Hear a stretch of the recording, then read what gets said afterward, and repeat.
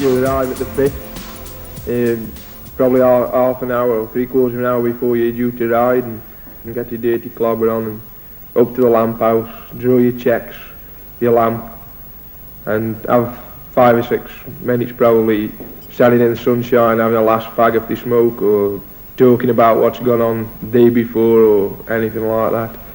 Then you make your way to the top of the pit. You get in the cage, shoved in. Some people say it's like cattle game, shoved in and dropped down the hill, and that's it. 7 1/4 hours. Away you go. Darkness, daylight, sunshine, rain, and nothing comes in the same. Everything just one black, same atmosphere all the way.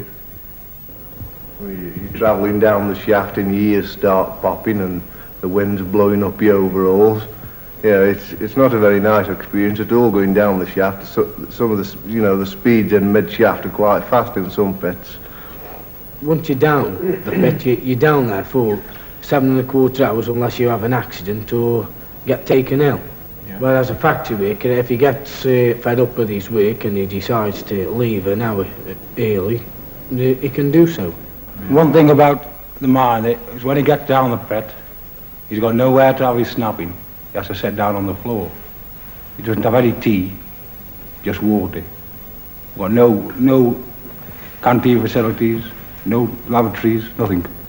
Yeah, one of the other very big mines was Victoria, which people tend to forget. It had got a fairly big take, but it was got Whitfield to the south, which so they couldn't expand to the south, and to all other sides the seams outcropped, so it didn't go beyond. And Victoria basically worked until it had exhausted everything that was working. When you've finished the shift, you've just got off the loco at pit bottom, you're standing there waiting with all the other men, thinking what you're going to do when you get up the pit. Have a shower, straight in the pub, have a pint, or go straight home, sit down, read the paper. It's beautiful, lovely. You're coming up in the cage and you're wondering what's the weather like, because you don't know. For all as you know, it could be throwing it down. The weather's no different down the pit. Never any difference. When you come up, if you're on days, bog-eyed shift, you come out and you see that sunshine. It's a great feeling when you get back on the bank. You come out of the cage and you see the other poor buggers just going down and you think, thank God I've done. You know you're going to have a shower, you're going to get freshened up. You've got the afternoon and the evening, the sunset to look forward to. It's fantastic.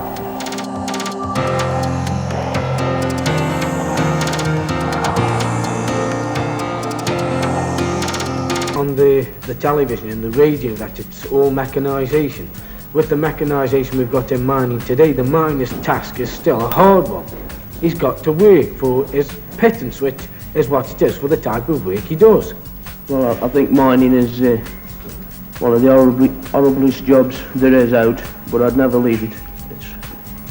I like it. Well, you either like it or you don't like it. Mining's just a way of life, you just get used to it. After a bit, it's just like any other job. Same as pit life, I think it's amazing really, because of the different people that you've got in the pit. You've got all sorts. You have Geordies, you have Staffies, and you have Poles, you have Ukrainians, you have all the lot, anything you can think of. And they all mix as one happy family. You know, if the world is the same place as the pit, as far as mixing with foreigners and this, that and the other, it'd be a far better bloody place than what it is now.